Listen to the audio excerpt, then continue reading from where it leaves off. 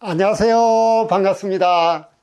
지금부터 강의를 시작하겠습니다. 오늘은 이제 제3장, 4장의 64개 중에서 첫 번째 게 이 중천관계를 시작합니다.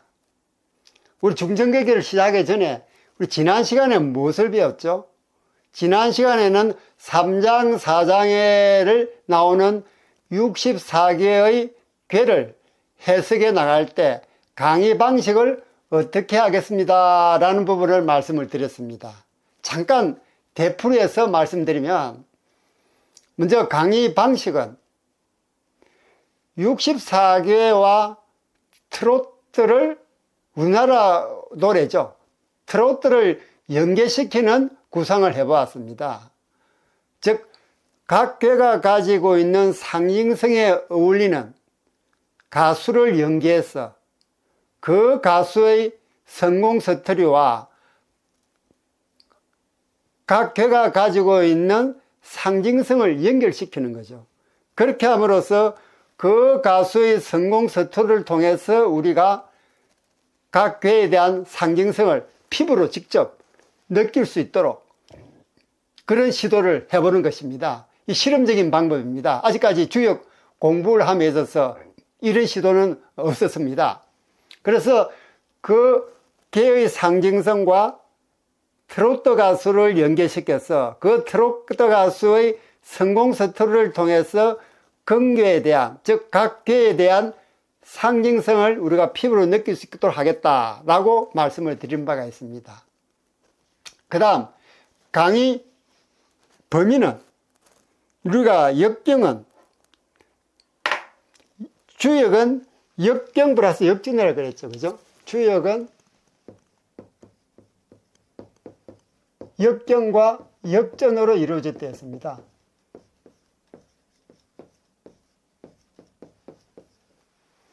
역경은 알다시피 괴사, 효사를 역경이랍니다. 역전은 공자와 그 제자들이 만들었다는 시빅이죠. 자, 그럼 우리가 앞으로 64개를 해석 나가감에 있어서는 역경을 중점적으로 하겠다는 겁니다. 그럼 역전은 어떻게 할 것이냐? 역전은 이 공자와 그 제자들이 이 역전에 대해서는 충분히 해석을 해두었습니다. 그리고 우리 교재에서도 이 역전에 대한 설명이 자세하게 다 기술이 되어 있습니다. 다만 이 강의에서는 시간 관계상 주역의 뿌리에 해당되는 역경 부분에 좀 더 많은 시간을 투하하기 위해서 역경, 즉 괴사와 효사 부분에 대해서 더 많은 시간을 투하하겠다는 그런 의지가 되겠습니다. 그리고 각 괴는 2에 나누어서 첫에는 괴의 상징성과 트로트 가수를 연계시켜서 그 괴를 분석해보고 또 그 괴에 해당하는 상징성을 가진 사람이 어떤 운세를 타고났는지 그 운세를 살펴보는 그런 시간을 가지도록 하겠습니다. 그 다음 두 번째 시간은 이제 말 그대로 역경의 본질인 역경, 즉 괴사, 효사를 공부해 나가겠습니다. 그런데 괴사, 효사를 공부해 나감에 있어서 우리가 주의해야 할 부분은, 역전은 제가 손을 대지 않겠다고 그랬습니다. 그런데 역전 중에서 상사가 있어요. 상사라 그러면 괴사를 상징해서 추가로 설명을 낸 부분이죠. 상사는 데리고 와서 해석을 하려고 합니다. 그 이유는, 이 상사라는 것은 자연적인 괴상이 있음으로 해서 인간은 그것을 기반으로 어떻게 이걸 덕성화해 나가겠다라는 부분을, 덕성을 이끌어내는 겁니다. 즉 자연적 괴상에서 덕성을 이끌어내는 부분이기 때문에 주역의 본류에 해당이 됩니다. 그래서 그 시빅 중에서 상사만은 우리가 데리고 와서 공부를 하겠다라고 말씀을 드린 바가 있습니다. 자, 그럼 이제 본격적으로 중천근기에 들어가기 전에 주역 공부법을 좀 설명을 드려야 될 것 같아요. 지금까지 우리가 주역의 이론적인 부분, 그 다음 주역을 해석해 나가는 데 있어서 도구 사용법을 공부를 했습니다만, 이걸 실제로 어떻게 교회 해석에 활용할 것인가, 어떻게 활용하는 것이 우리가 효과적으로 주역을 공부할 수 있는가 하는 주역 공부법에 대해서 먼저 설명을 드리고자 합니다. 주역 공부법.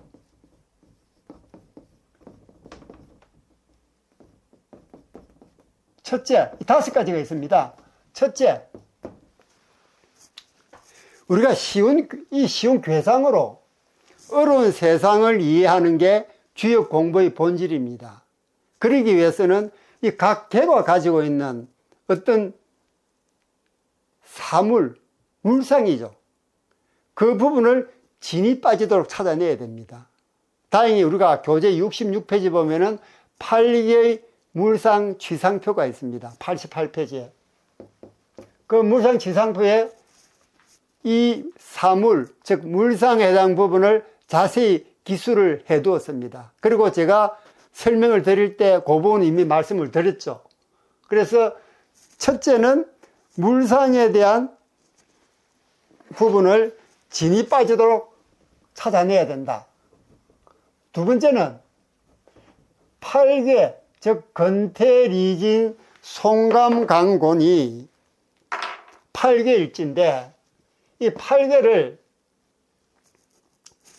하나의 단어군에 해당이 된다 그러면 64개, 즉 대성계, 소성계, 대성계를 설명 안 드렸죠. 소성계하고 대성계를 잠깐 설명을 드리겠습니다. 여기 소성계와 대성계가 있습니다. 소성계는 3어로 이루어진 괴죠. 이 보면은 하계가 하나, 둘, 셋, 세어로 이루어져 있습니다. 이 소성계는 우리는 3효 단계라고 부릅니다. 그 다음에 대성계는 6효 중계입니다. 무슨 뜻이냐면은 여기 보면은 하계가 세효, 상계가 세효 해서 6호로 되어 있죠. 그래서 소성계는 세효로 구성된 8개입니다. 그리고 3호 단계라고도 합니다. 그리고 이게 8개를 의미합니다. 다음, 대성계는 3효, 3효가 모였습니다. 그래서 6효가 6호가 되었죠. 6효 중계, 중복된 괴다 해서 6효 중계를 대성계라 하고 3효 단계, 즉 8개를 소성계라고 부른다는 부분을 여러분들이 알아두시면 이해하는 데 많은 도움이 될 것 같습니다. 자, 두 번째는 방금 말씀하셨듯이 소성계가 단어에 해당된다 그러면 대성계, 즉 6효 중계는 문장에 해당이 됩니다. 그러면 주역은 결국 8개의 단어군과 64개의 문장으로 이루어질 때도 과언이 아니죠. 그게 두 번째입니다. 단어와 문장. 첫 번째는 물상. 세 번째는 우리가 64개, 즉 대성계, 6효 중계라 그랬죠. 대성계를 해석해 나가는 것이 바로 주역을 공부하는 길입니다. 그러면 우리가 대성계를 해석해 나갈 때 각 교회에서 우리가 인생을 위해 무엇을 배워야 하는 것을 놓치지 말아야 합니다. 왜? 각 개 하나하나는 다 우리에게 주는, 인간에 주는 교훈이 있습니다. 공자가 가죽끈이 3번 끊어진다는 위편삼절을 할 정도로 주역에 심취했던 것도 결국은 그 괴상에서 우리 인생을 위해 어떤 교훈을 얻어낼 것인지 거기에 몰입했기 때문입니다. 즉 교훈을 얻어내야 됩니다. 대성계에서. 네 번째는 그 괴상이 가지고 있는 괴명, 그 괴명이 어떻게 만들어졌는지 그 부분을 확실히 이해를 해야 됩니다. 괴명. 왜 괴명을 이해를 해야 되냐 그러면요, 이 괴명은 말하면 사람을 치면 사람 이름입니다. 우리가 홍길동이라는 사람을 딱 떠올리게 되면 그 사람의 키, 그 다음 체격, 성격, 좋은 점, 안 좋은 점 다 연상되지 않습니까? 아는 사람일 경우에. 마찬가지로 괴명을 제대로 알 수 있다 그러면 우리는 그 괴에 대해서 절반 이상을 알고 들어가는 것이 되는 겁니다. 그럼 괴명은 어떻게 정해지느냐? 일반적으로 괴명은 괴사, 괴상과 괴사, 괴상과 괴사를 기본으로 하고, 즉 괴상이 어떻게 생겼느냐 또는 괴사에 어떤 내용이 들어있느냐를 보면은 괴명을 찾아낼 수 있는 기본이 여기에 들어가 있습니다. 그 다음 괴명과 괴사를 기본으로 하고 처한 상황, 대처 방안을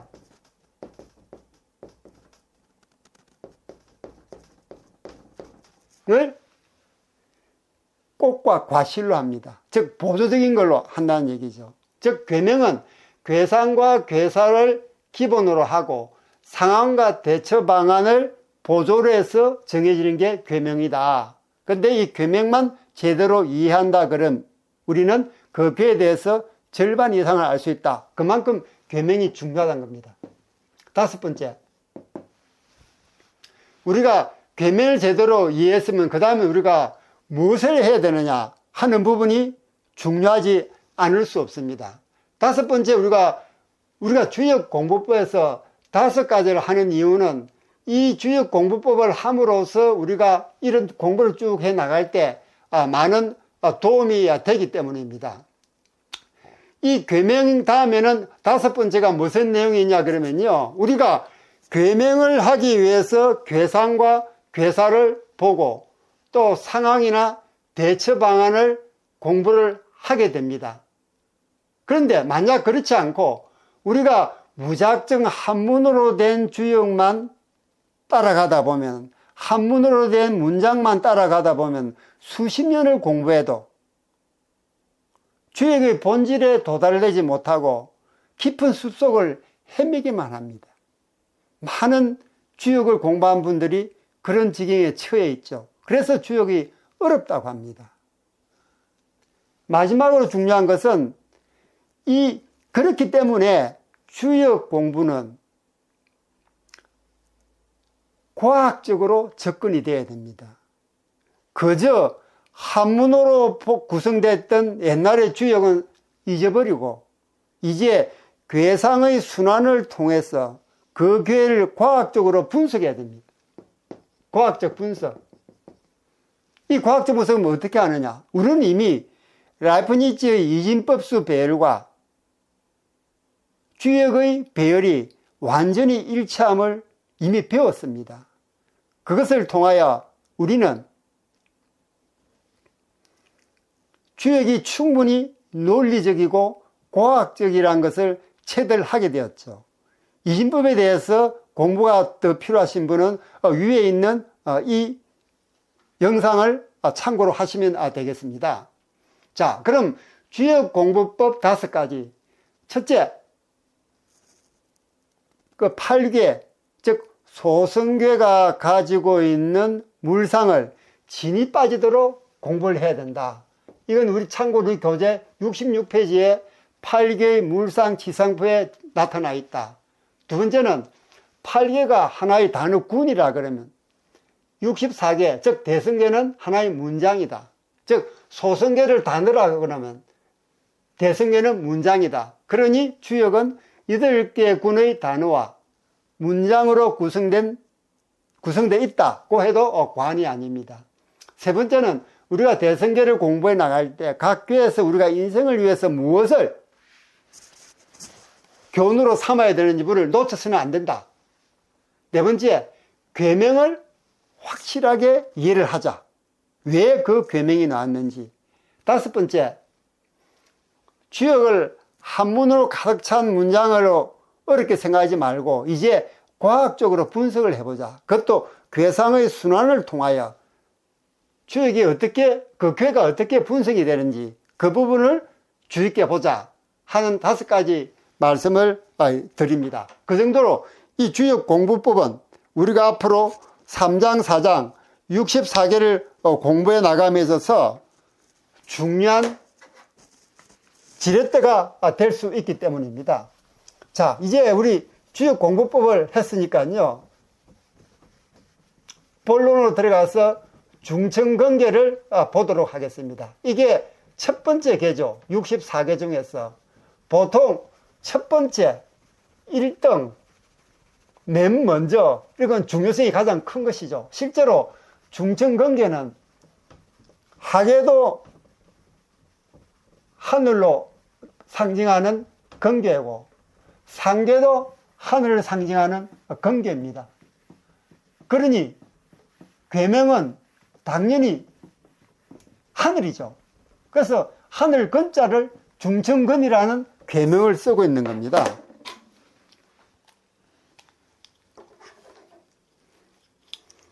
자, 괴상을 먼저 한번 볼까요? 여기 보면 중천근괴는 1이 하나, 둘, 셋, 넷, 다섯, 여섯. 이 6개에서 뭘 상징할까요? 제가 조금 전에 설명을 드렸듯이 우리가 라이프니츠의 이진법을 배웠습니다. 이진법을 보면 음은 0으로, 양은 1로, 즉 음요는 0, 양요는 1로 표시가 됐습니다. 이 즉 6개가 되면 양요죠. 이 이진법 수가 6개, 1, 1, 1, 1, 2, 6개 된 양요를 의미하는 겁니다. 그래서 이렇게 괴상을 표시하나 또는 이진법수로 배려하나 뜻은 똑같습니다. 그러니까 처음 보시는 분들은 이 괴상이 낫습니다.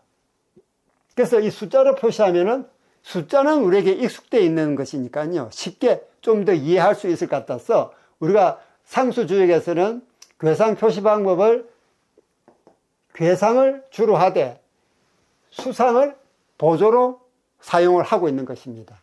그래서 이 1은 양요를 표시하니까 1, 1, 1, 1, 1, 1, 1, 1, 1, 1, 1, 1. 이 수상은 여기서부터가 밑입니다. 밑에서 위로 올라갑니다. 이게 밑에서 올라가듯이 이런 식으로 올라가는 겁니다. 자, 이제 괴상을 한번 볼까요? 괴상을 보면 조금 전에 설명드렸죠. 하늘을 표시하는 근계가 아래에 있고 또 하늘을 표시하는 근계가 위에 있습니다. 그래서 육효 중괴되죠. 그래서 대승계라 그러는 겁니다. 그래서 괴명도 여기에 적혀 있듯이 중천근입니다. 중천근계. 중천근계는 이 근은 이 근이죠, 그죠? 이 근은 결국 하늘을 상징합니다. 그럼 왜 하늘을 상징하느냐? 보다시피 하늘을 상징하는 근계가 아래에도 있고 하늘을 상징하는 근계가 위에도 있으니 괴명은 당연히 중천근이 되는 거죠. 그래서 이 근계가 나오는 것입니다. 다음 괴의. 괴의는 괴의 뜻. 다시 말하면은 괴의 상징성이라고도 합니다. 괴의 상징성. 중천근계의 상징성은 창조성, 리더십, 강인함입니다. 강건함이 강건함. 보시면은 창의성, 리더십, 강건함이 있죠. 요 상징성이 왜 이렇게 나오냐는 부분은 이제 괴상에서 풀이를 해드리겠습니다. 다음, 교훈입니다. 제가 조금 전에 말씀드렸죠. 공자께서 위편삼절이 될 정도로 주역에 몰입한 이유도 각 괴를 배울 때마다 우리가 인생에서 무엇을 배워야 하는지 그 부분을 놓쳐서는 안 된다는 그런 말씀을 그런 취지에서 주역 공부에 몰두했다고 했습니다. 우리 그럼 거기에서 무엇을 배울 수 있을까요? 하늘은 강건하죠. 하늘은 강건합니다. 그래서 강건함이 나오지 않습니까? 이 하늘을 본받아 인간도 자강불식하라 그럽니다. 자강불식. 우리가 어디 화랑이나 또는 식당에 가보면 한 번씩 적혀 있죠. 자강불식을. 스스로 강해지기 위해서 쉬지 않고 노력해랍니다. 이게 경계가 우리에게 주는 교훈입니다. 자, 그럼 괴상 설명을 해볼까요? 왜 창조성, 리더십, 강건함이 나오는지. 먼저 창조성은 만물은 땅을 바탕으로 삶을 영위합니다. 근데 땅은 하늘 바탕으로 합니다. 그래서 하늘의 작용은 만물의 삶의 근원인 창조성을 가지고 있는 겁니다. 창조성. 두 번째, 리더십입니다. 우리가 경계의 괴사를 다음 시간에는 배우겠습니다. 경계 괴사를 보면은 원형 리정이 나옵니다. 원형 리정. 원형 리정.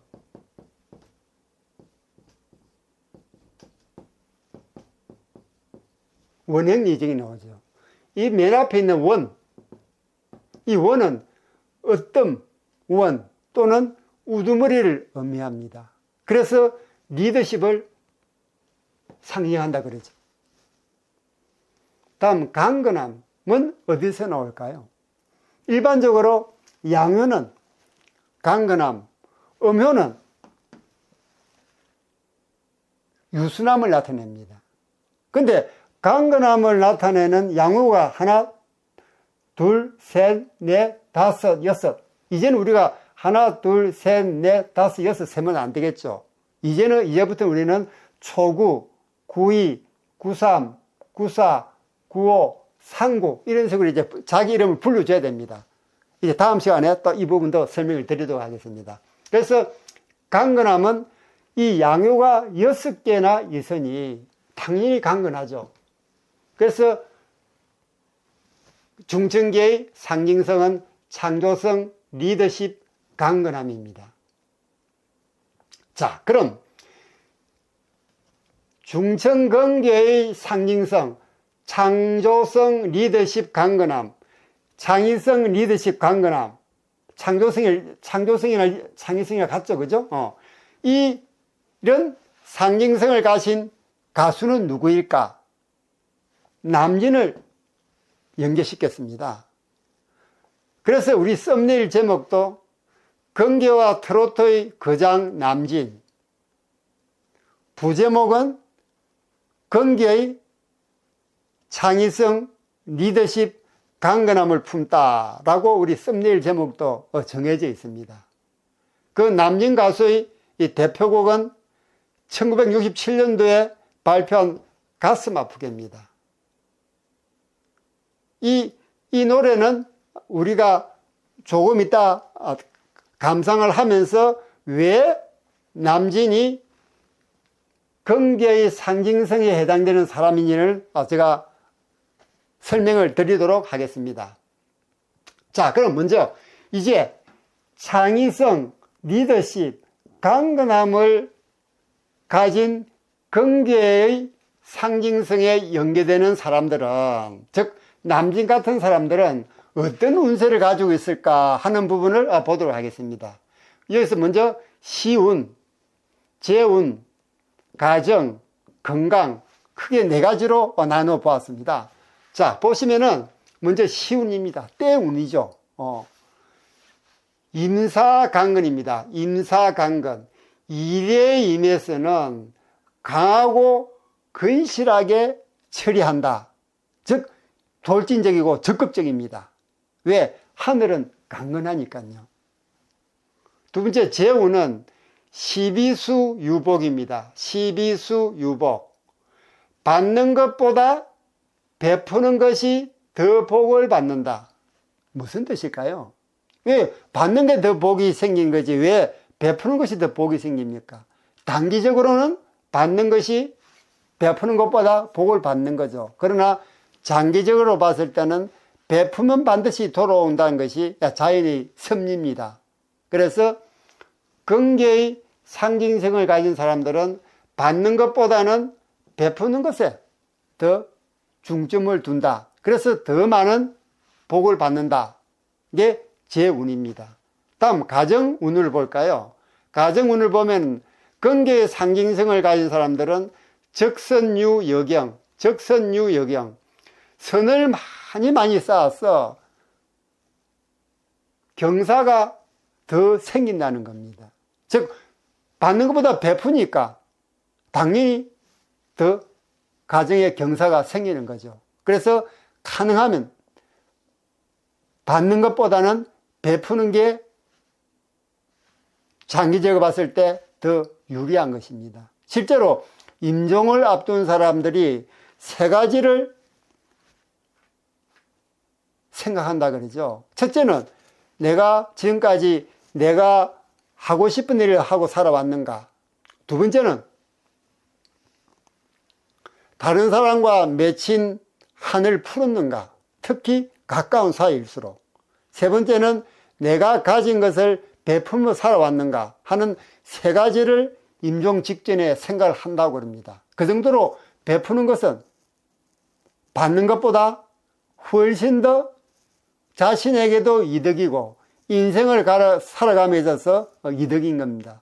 그래서 서양에서 있는 분들이 이렇게 쉽게 기부를 하는 것도 다 여기에 관계가 있는 것입니다. 결국은 자기를 위해서 자비를 베푸는 겁니다. 보이기에는 남을 위해서 자비를 베푸는 듯 보이지만 사실은 나 자신과 내 후손을 위해서 자비를 베푸는 것이죠. 다음 건강입니다. 건강을 보존하는데 항상심이 있습니다. 즉 건강에 대해서 항상 신경을 쓰니 건강하지 않을 수가 없죠. 그래서 복은 유한입니다. 자, 이렇게 중천근에 대해서는 괴상, 괴명, 괴의, 교훈, 괴상설명, 그 다음에 연계된 가수, 그 다음에 그분들의 운세를 살펴보았습니다. 그럼 남진의 가슴 아프게 노래를 들으면서 왜 남진이 긍휼의 상징성인 창의성, 리더십, 강건함에 해당되는지를 말씀드리도록 하겠습니다.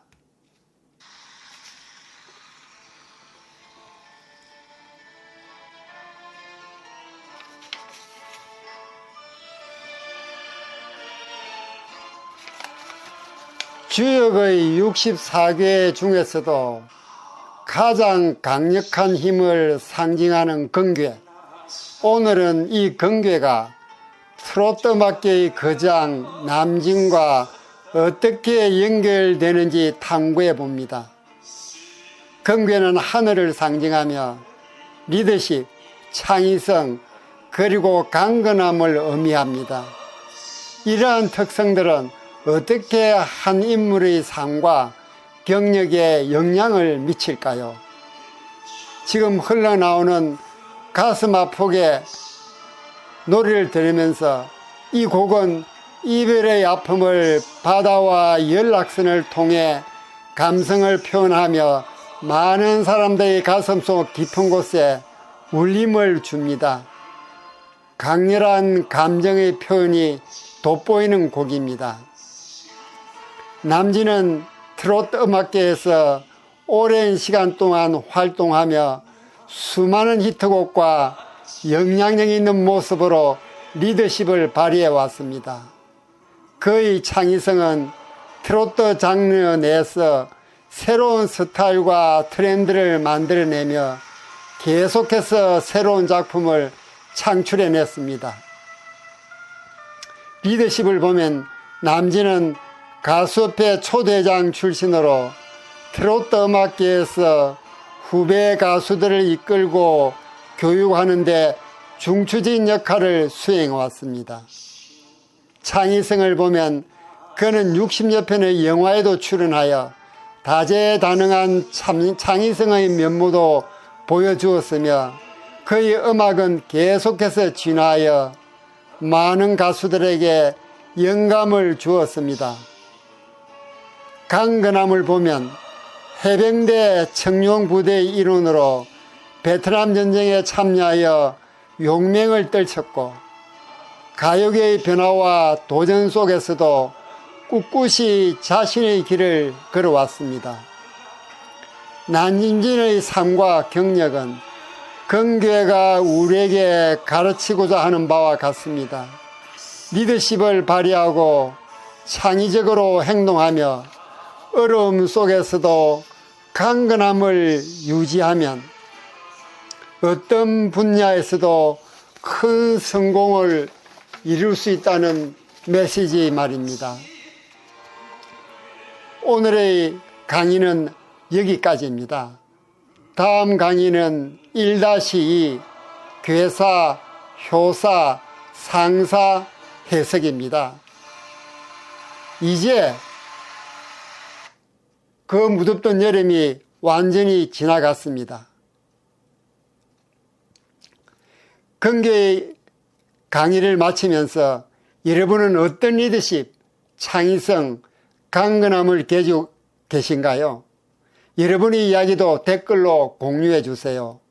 좋아요, 구독, 댓글 잊지 마시고 더 많은 주역의 교훈을 우리 함께 배워 나갑시다. 다음 시간엔 더 좋은 영상으로 여러분을 찾아뵙도록 하겠습니다. 여러분 안녕!